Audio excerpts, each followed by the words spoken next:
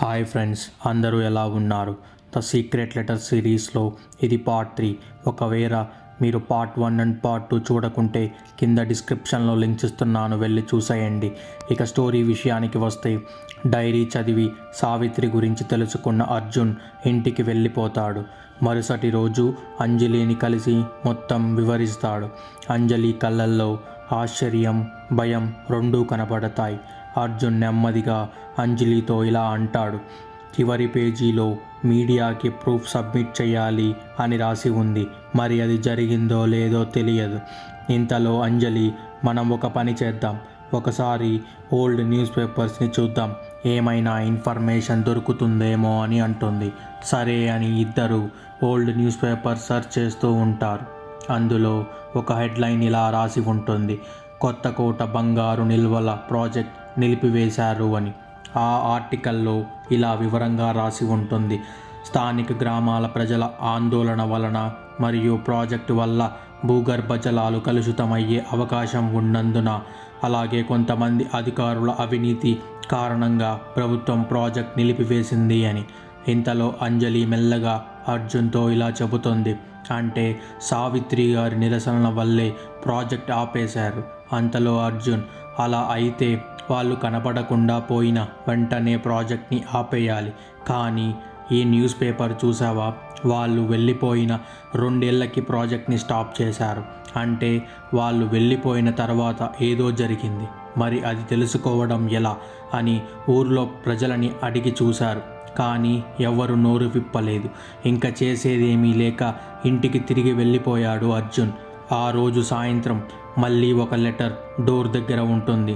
ఈసారి నీకు నిజం తెలియాలి అంటే బావి దగ్గరికి రా అని ఉంటుంది. ఒక్క క్షణం కూడా ఆలస్యం చెయ్యకుండా వెళ్తాడు. అక్కడ ఒక అమ్మాయి నిలబడి ఉంటుంది. అర్జున్కి భయం వేస్తుంది. నెమ్మదిగా దగ్గరికి వెళ్ళి, ఎవరు నువ్వు అని అడుగుతాడు.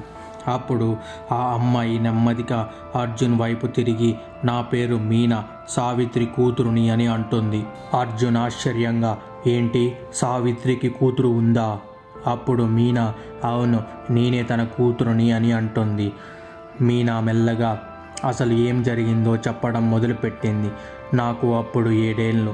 అమ్మ ఆధారాలు అన్నీ సేకరించి మీడియా దగ్గరికి వెళ్దామని రెడీ అయ్యింది.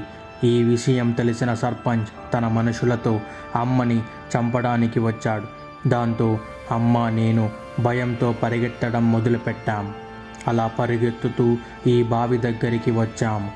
అమ్మ నన్ను వాళ్ళ నుండి రక్షించడానికి పక్కనే ఉన్న పొదల్లోకి తోసేసింది. భయంతో ఏమి జరుగుతుందో తెలియని వయసు నాది. ఏమీ చేయలేని నేను అలా చూస్తూ ఉండిపోయాను. ఇంతలో అటుగా వెళుతున్న రాఘవయ్య ఈ సంఘటన చూసి మా అమ్మని కాపాడడానికి వచ్చాడు. సర్పంచ్ మనుషులలో ఒకడు రాఘవయ్య తల మీద పెద్దగా కొట్టాడు. దాంతో ఎక్కువగా రక్తం పోవడంతో ఆయన చనిపోయాడు. ఆ తర్వాత ఇద్దరిని ఎక్కడికి తీసుకొని వెళ్ళారో తెలియదు. నేను ఆ షాక్ నుండి బయటపడటానికి చాలా సమయం పట్టింది. తీరా నాకు ఊహ తెలిసే సమయానికి మా అమ్మ ఆ రాఘవయ్యతో కలిసి ఊరు వదిలి వెళ్ళిపోయారని పుకార్లు పుట్టించారు సర్పంచ్. నేను ఎన్నోసార్లు జరిగింది చెప్పడానికి ప్రయత్నించాను, కానీ నా మాట ఎవరూ వినలేదు. అప్పుడు అర్జున్, అంటే మా నాన్న చనిపోయాడా? కాదు, చంపబడ్డాడు. అంటే ఇంతవరకు మా నాన్న తప్పు చేశాడని, ఇంకా బ్రతికే ఉన్నాడని ఊహలో ఉన్నాను. అయినా వీళ్ళిద్దరిపై పుకార్లు ఎలా వచ్చాయి అని మీనాని అడుగుతాడు. అప్పుడు మీనా నెమ్మదిగా, దానికి ఒక కారణం ఉంది. నేను ఎదిగే కొద్దీ తెలుసుకున్న నిజాలు కొన్ని ఉన్నాయి. అవి ఏంటి అంటే, మొదటిది, మా అమ్మకి మీ నాన్న సర్పంచ్కి ఎదురు పోరాటంలో ఓ అన్నగా సహాయం చేసేవాడు. కానీ వాళ్ళని చంపేశాక వాళ్ళకి అక్రమ సంబంధం ఉందని పుకార్లు సృష్టించారు సర్పంచ్. తర్వాత సర్పంచ్ అందరి రైతుల దగ్గర నుండి పొలాలు తన పేరు మీద రాయించుకున్నాడు. తర్వాత ఆ ప్రాజెక్ట్ ఆగిపోవడంతో ఏ రైతుల దగ్గర పొలాలు లాక్కున్నాడో వాళ్ళకే మళ్ళీ కౌలుకు ఇచ్చాడు. ఎలాగైనా ఈ నిజం బయటపెట్టి మా అమ్మ చావుకి న్యాయం చేయాలని చూస్తున్నప్పుడు తెలిసింది, నువ్వు రాఘవయ్య కొడుకు అని, మరియు ఎవరికి లొంగవని.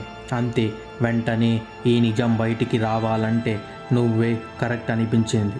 అందుకే నీతో డైరెక్ట్గా చెప్పకుండా ఇలా లెటర్స్తో అండ్ డైరీతో నీకు అందేలా చేశాను. అన్ని నిజాలు ఒకేసారి తెలిసేసరికి అర్జున్కి ఏమి చేయాలో అర్థం అవ్వలేదు. అర్జున్కి ఒక పక్క తన తండ్రిపై పెంచుకున్న ద్వేషాన్ని గుర్తు చేసుకొని పశ్చాత్తాపం, మరోవైపు తన తండ్రిని చంపిన సర్పంచ్పై పట్టలేనంత కోపం. ఒక్క నిమిషం కూడా ఆగకుండా సర్పంచ్ ఇంటికి వెళ్ళాడు.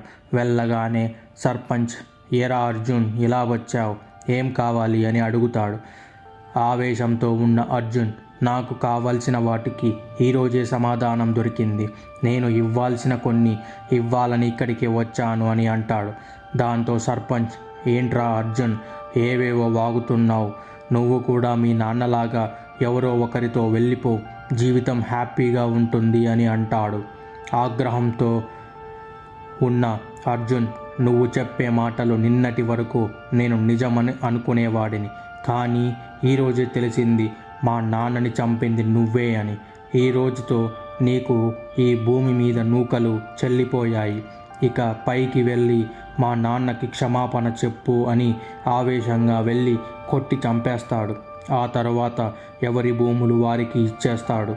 అర్జున్ నాన్న గురించి, సావిత్రి గురించి ఊర్లో ప్రజలకి నిజం తెలుస్తుంది. అప్పటి వరకు అర్జున్ని చులకనగా చూసిన ఊరు గౌరవించడం స్టార్ట్ చేసింది. ఇంకా అర్జున్ సర్పంచ్ అయితే ఊరికి మంచి జరుగుతుందని ప్రజలంతా ఏకగ్రీవంగా ఎన్నుకుంటారు.